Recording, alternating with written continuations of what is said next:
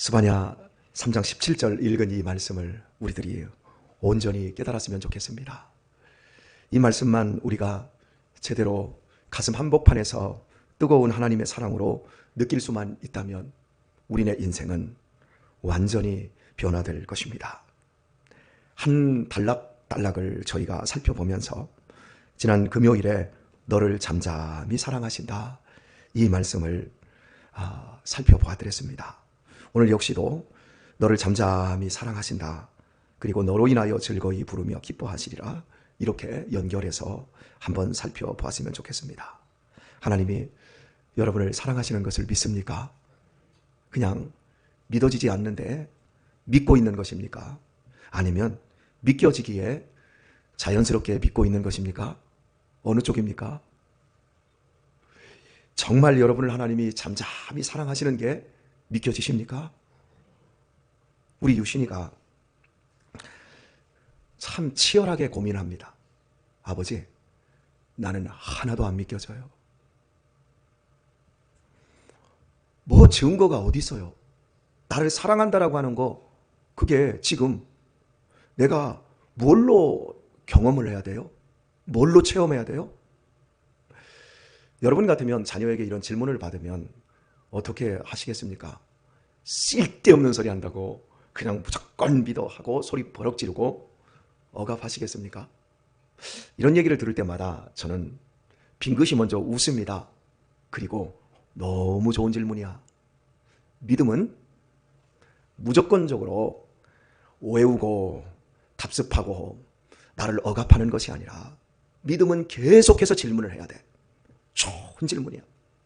어제는 학생회에서 장로님의 설교를 듣고 저한테 왔어요. 아버지, 장로님이 확신을 가지라고 그랬는데 난 솔직하게 확신이 없거든요. 이건 내 문제가 아주 큰 거죠. 그러길래 그래, 좋은 질문이야. 아버지가 인생을 살면서 단 한 번도 확신 있게 인생을 살아본 적은 없다. 아버지는 너 많은 어린 시절에 먹을 것이 부족해서 이 겨울철에는 고구마로 거의 주식을 사 먹고 언제나 배고팠다.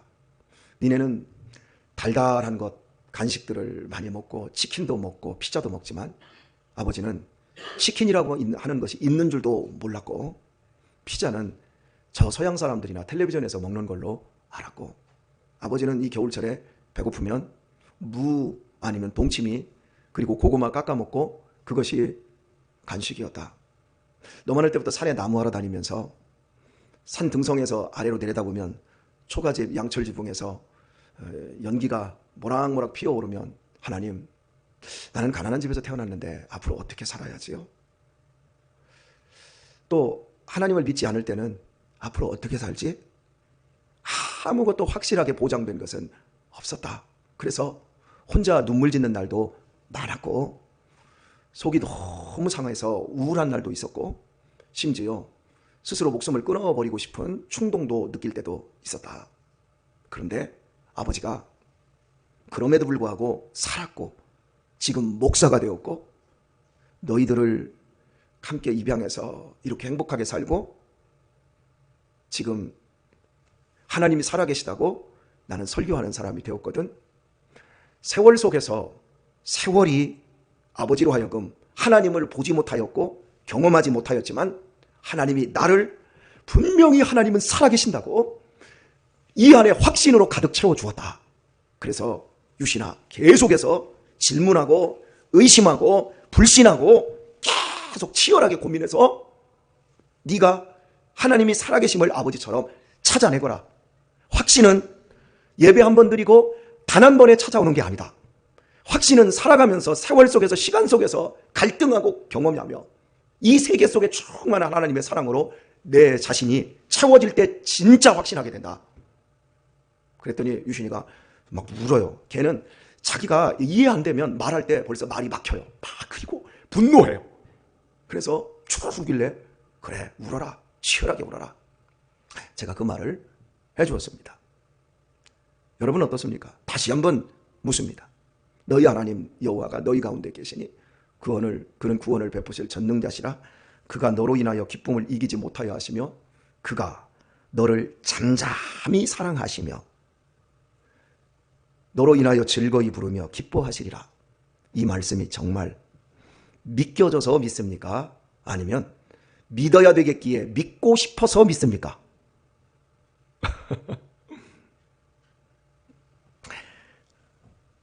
우리 한국교회에 강해설교의 전설이라고 불리는 분이 계세요.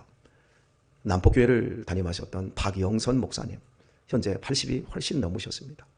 여러분이 그분의 설교를 들으면 어지간한 분은 이해도 하지 못합니다. 제가 그분의 설교를 가지고 20대 때부터 얼마나 고민했는지 몰라요. 독특한 설교를 하십니다. 성경 강해를 하시는데 일반 목사님들하고는 차원이 다른 설교를 하십니다.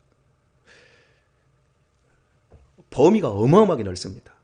사고의 깊이가 정말 상상을 할 수가 없습니다. 같은 목사가 신학을 하고 이분의 설교를 듣는데도 줄기를 잡기가 정말 힘이 듭니다. 그래서 이분의 책을, 있는 책은 다 샀어요. 제가 제 서재에 다 있어요, 이분의 책. 그리고 치열하게 읽었어요. 그런데 이분의 설교는 끝없이 의심과 불신이라고 하는 부분으로 자기 자신이 파고 들어갑니다. 그리고 이분의 그 동기들이 젊은 날 신학을 할 때 또 같은 전도사 시절을 보냈을 때에 그 동기들이 이분을 이야기해 주는 이 책을 제가 보고 나서 이분이 이래서 하나님의 사랑을 정말 독특하게 설교해내고, 그리고 우리 한국교회에서 살아있을 때는 전설이라고 말을 하지 않거든요. 죽은 다음에 전설이라고 합니다. 그런데 지금 살아있는데도 불구하고 강해설교의 전설로 꼽힐 수밖에 없구나. 그래서 젊은 날 전도사 때 얼마나 우리가 뜨겁습니까? 저도 참 많이 뜨거웠습니다. 그런데 그때 그 뜨거움이 십자가에 나타난 하나님의 사랑이 이 안에 안 믿겨지니까 믿게 해달라고 이래야만이 막 발버둥을 치고 또 금식을 하고 내 자신을 학대하면서까지 잠을 자지 않고 이러면서까지 믿겨지지 않으니까 사실은 열심을 냈던 것 같아요.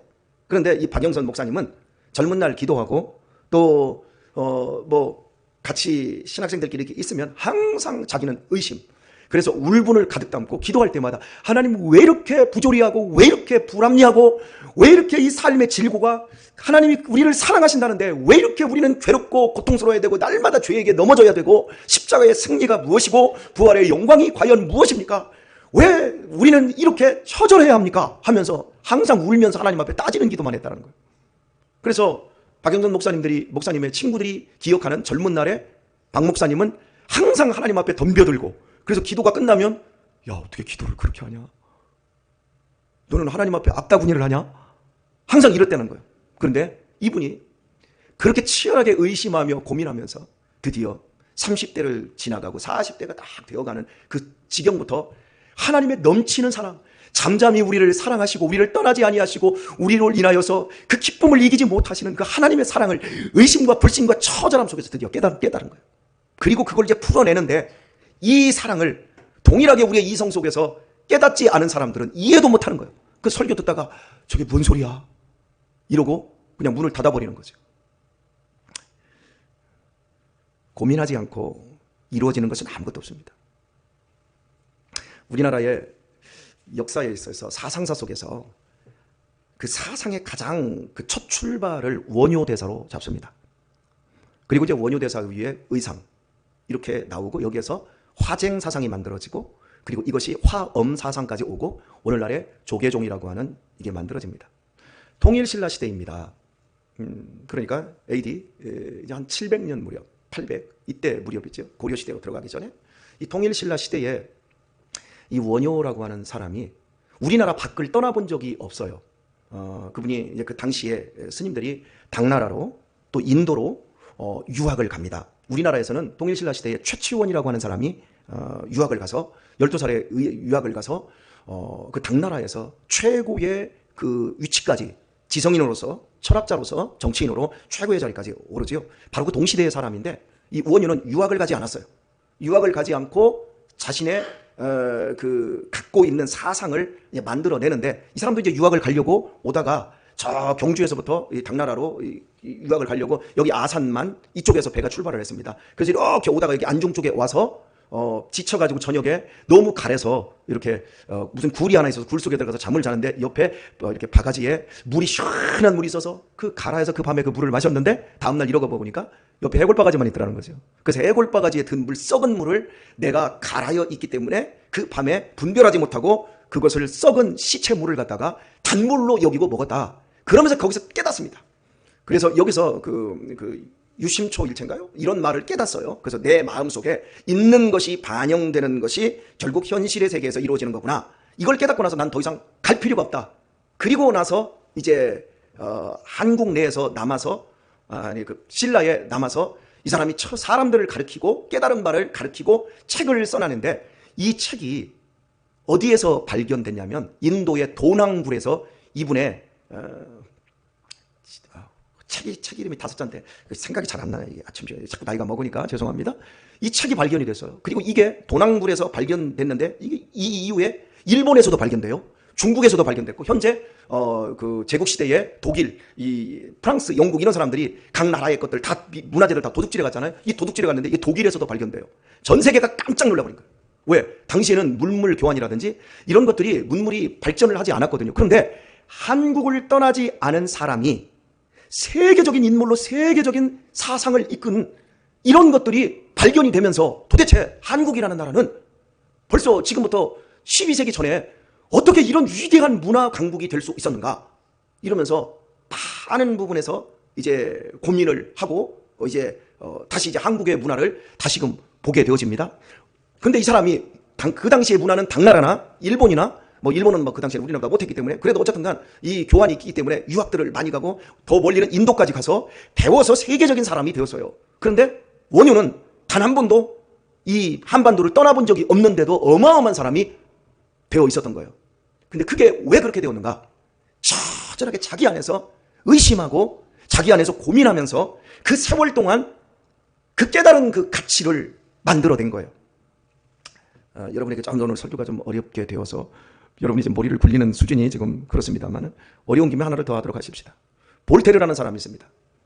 같은 이제 독일 사람인데 이 볼테르라는 사람은 프랑스로 영국으로 유학을 가서 많은 것들을 배워서 그 당시에 다시 귀국해서 세계적인 인물이 되었습니다. 그런데 칸트라고 하는 사람이 같은 동시대 사람이에요. 근데 칸트는 자기가 살고 있는 지방에서 150km 밖을 나가본 적이 없어요. 평생 대학교 내에서 연구하면서 인간의 이성의 체계가 얼마나 깊고 넓고 오묘한지를 파헤쳐서 순수 이성 비판과 실천 이성 비판이라는 책을 한 권 책이 두께가 이만습니다. 이만한 책의 크기도 이만합니다. 그러니까 얼마나 많은 것을 썼겠어요? 정말 위대한 사람이 되었어요. 제가 왜 이 이야기를 하고 있냐면 사람들은 내가 더 많이 갖기 위해서 더 많이 배우기 위해서 많이 공부를 하고 많이 돌아다닙니다. 그런데 진정한 나라는 실체를 찾고 나라는 사람을 가꾸기 위해서 우리가 해야 될 것이 뭐냐면 여러분들처럼 이 새벽에 여기에 앉아서 제 설교를 들어야 됩니다. 듣고 나서 아무런 고민 한 번 없이 우리 목사님이 어련히 알아서 우리에게 축복을 빌어줄까라고 하지 말고 하나님의 말씀이 딱 떨어지면 그 떨어진 말씀에 내가 묵상하고 내가 계속해서 그 말을 주야로 내가 생각하면서 이 말씀대로 내가 한번 고민하면서 살아봐야 되는 거예요. 살아본 다음에 잠잠히 하나님을 나를 사랑하는지 나를 바라보며 정말 기뻐서 어쩔 줄을 몰라 하는 그 모습을 여러분이 가졌는지 이것을 알아야 돼요. 우리 한국교회는 의심하면 안 돼. 무조건 믿어야 돼. 반항하면 안 돼. 무조건 순종해야 돼. 순종은요, 반항을 해서, 죄송합니다. 표현을 좀 격하게 쓰겠습니다. 돼지게 맞아본 다음에 순종이 나은지 아니면 하나님 앞에 반항하고 불순종하는 게 나은지 그때 진짜 순종이 나온다니까요. 맞아요, 틀려요? 그냥 내 자신을 억압하고 부모가 자식들을 억압해서 맞아 이게 가야 돼. 근데 나중에 나이가 먹었고 자기 생각들이 채워지면요, 엄마나 믿어. 난 나이 먹어서 믿을게. 그때는 주체를 못하는 거예요. 사람에게서 정말 중요한 건 이 몸에 좋은 옷을 입히고 이 몸을 보디빌더를 해서 다이어트를 해서 PT를 받아서 예쁜 모습 이걸로 만들어내는 것이 먼저가 아니라 우리의 속사람, 우리의 영혼의 내면을 건강하고 강인하고 아름다운 사람으로 만들어내는 것이 첫 번째입니다. 이걸 위해서 우리가 해야 될 것이 무엇인 줄 아세요? 하나님의 말씀을 정말 그런가? 나는 그렇지 않은데? 하나님이 나를 정말 잠잠히 사랑하시나? 고민하고 정말 잠잠히 사랑하신다면 하나님 증거를 좀 보여주세요. 제 20대 고민이 정말 많은 시대를 살았습니다. 그때 제 기도의 제목은 딱 한 가지였어요. 난 하나님이 살아계시다라는 것, 존재한다라는 이 사실을 나는 부정할 수는 없겠습니다. 그런데 하나님 당신이 나를 사랑한다라고 하는 건 내가 믿겨지지는 않습니다. 너무나 가난한 집안에서 아버지 없이 다 태어나서 공부도 제대로 못 해봤고 학원 한번 다녀보지 못했고 어린 시절부터 매일같이 일만 하고 겨울철에는 나무에다가 집에 훈기를 돌려야 됐고 농사철에는 농사 진다고 학교도 못 가고 논에서 피살이하고 도대체 하나님 나 사랑한다는 증거가 뭐 있습니까? 나 사랑한다는 증거를 하나님 보여주세요. 이러면서 20대 초반에 정말 치열하게 하나님 앞에 따지고 고민을 했어요. 그리고 드디어 제가 27살에 하나님이 나를 사랑한다는 사실을 알게 되었어요. 오늘 우리들의 인생 속에서 우리들이 정말 하나님의 사랑을 이 안에서부터 채우고 느끼고 누리는 사람 되기를 소원합니다. 우리 아이들이 그렇게 되었으면 좋겠어요. 우리의 청년, 청소년들이 고민 한 번 없이 쭉 가다가 그냥 부모가 헌금 손에 줘지고 야 교회 가야 돼 하니까 가고 따라와 안 오면 니네 용돈 에너지도 없어 이래서 우리 아이들이 교회를 따라오는 것이 아니라 처음에는 그렇게 해야지요. 그러나 우리 아이들이 정말 그 자유한 영혼으로 오늘 우리들이 지금 생각하는 것처럼 이런 믿음의 수준에 오르기까지 우리들이 기다려주고 의심해도 불신해도 반항해도 우리가 좀 견뎌주고 참아주고 제일 중요한 건 사랑입니다. 도널드 유니컷이라고 하는 대상관계 이론의 아마 최고의 자리에 서 있는 사람이라고 저는 생각되어집니다. 근데 이 사람이 이런 얘기를 하더라고요. 아이들은 놀이를 통해서 사랑을 채움받고 어른은 언어를 통해서 사랑이 채움받는다 이렇게 말을 하더라고요. 그러니까 결국에는 이거예요. 우리가 사랑을 받아야만 사랑이 채워져야만이 만족할 수 있는 인생. 그 사랑이 하나님의 사랑이고 사람의 사랑이고 사람으로부터 정말 채워지는 애착을 통한 뜨거운 사랑을 경험한 사람은 이 땅을 건강하게 살 수 있는 거예요. 우리의 내면이 욕심으로 돈으로 야망으로 채워진 사람은 절대 세상을 건강하게 살 수가 없습니다. 그러나 이 안이 어려서부터 진짜 백의 사랑으로 한번 채워지는 경험을 해야 돼요. 우리 엄태경 장로님 정말 사랑의 경험이 여기까지 채워져 본 적이 있으세요? 살아오시면서. 예. 저는 사랑의 경험이 여기까지 채워진 경험이 요즘 있어요. 하나님으로부터 사람으로부터 어쨌든 간 여기까지 채워진 경험을 하고 나니까 제 자신이 어마어마하게 여유가 생기고 편안해졌어요. 돈이 한 번도 여기까지 채워져 본 적은 없어. 그런데 하나님의 사랑은 여기까지 채워졌어요. 그러니까 제가 집안에서 우리 애들하고 놀이를 그렇게 많이 해요. 살아오면서 지금까지 애들하고 스포츠도 많이 했지만 함께 윷놀이하고 함께 장기 두고 여러분 장기를 가지고 우리 유민이를 제가 이길 수 있는데 한 번 져줬어요. 일부러. 유화를 한 번 져줬어요. 그 하나가 유민이가 여기 그게 사랑으로 느껴지는가 봐요. 제 장다리를 붙잡고 막 어떻게 막 기쁨을 이기지 못하여 우리 집안에서는 아버지를 이기는 걸 심화로 생각합니다. 유신이한테 한번 져줬더니 유신이가 아버지를 이겼어. 그래서 다음날은 유민이한테 한번 져줬어요. 근데 유민이는 장기 한번 져준 걸 가지고 자기가 이긴 걸 가지고 막 유신이처럼 그렇게 말로는 떠벌리진 않는데 그 표정과 그날 밥을 먹는데 이 밥을 먹어요. 그리고 걔는 야채를 싫어하는데 야채를 갖다 이빨이 줬는데 그걸 다 먹고 또 먹어요. 기분이 좋으니까 막 좋아서 여러분 확실하더라고요. 유니컷이 말한 것처럼 놀이를 통해서 사랑이 채워진다. 근데 사람은요 놀아준다고 사랑이 채워지지 않아요. 어른은 이게 제가 한번 이렇게 합시다. 김경송 권사님 내가 좀 놀아줄게 이런다고 사랑이 채워지지 않고 김경송 권사님 올해 참 수고했어요. 회장으로 참 수고했어요. 내년에 쓸 편지를 해놨는데 쓸만한 사람은 하나도 없이 권사님 혼자 정말 분투하게 생겼으니 참 미안하고 권사님 그래도 그 모든 것 수용하고 항상 순종해 주시니 너무 감사할 뿐입니다. 권사님 사랑합니다. 진짜 사랑합니다. 진짜 힘이 됩니다. 어때요 여러분? 이렇게 말이라는 게 필요해요. 제발 마누라한테 사랑한다고 좀 얘기 좀 해요. 제발 남편한테 사랑한다고 좀 얘기 좀 해요. 목사님 이 나이 먹어서 무슨 그런 말을 남사스럽게 합니까? 그러니까 인생이 괴로운 거예요. 엄장로님 사랑한다고 좀 얘기 좀 해주세요. 고명자 권사님 그 소리 듣고 싶잖아. 그치 맨날. 그랬더니 표정이 우리 남편은 맨날 하는데 그 표정 같은데 전종호 권사님 우리 박미호 권사님한테 사랑한다고 말하세요.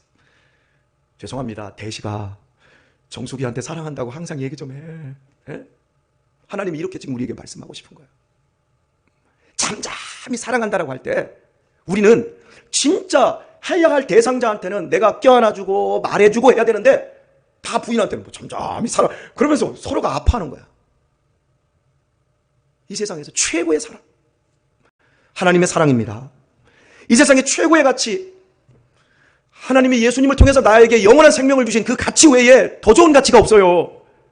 우리가 하나님을 알므로 말미암아 진선미를 알아서요. 세상에 가장 아름다운 진짜 하나님이 우리를 사랑하셔서 아들을 십자가에 죽이신 것, 세상에서 가장 아름다운 선, 나 같은 짠지 같은 죄인, 한심한 인생을 하나님의 자녀로 받아내주신 하나님의 사랑, 선, 이것이 선이에요. 미, 가장 아름다운 미, 그 미는 뭐예요? 하나님이 나 같은 걸 용납하셔서 영생을 살게 해주신 이 아름다운 말고 도대체 이 세상에 최고의 진선미가 어딨냔 말이에요. 죄로 말미암아 사람은 이 진선미를 깨닫지를 못해요. 그래서 이 땅에서 쓸데기 없는 거 얼굴 가꾸고 다 썩어질 것, 없어질 것을 가지고 진선미를 삼으니까 인생이 병드는 거예요. 오늘 치열하게 고민하세요. 나는 정말 참참히 나를 사랑하시는 하나님, 나로 인하여 기뻐하시는 하나님, 나로 인하여 즐거워하시는 하나님을 나는 정말 알고 있고 믿고 있고 감격하고 있는가? 오늘 하루를 살아갈 때 사랑한다 말해주시고 손주들과 아들, 딸들과 윷놀이도 좀 하시고, 아셨지요? 가장 복되고 기쁜 하루가 될 수 있기를 예수님의 이름으로 축원합니다.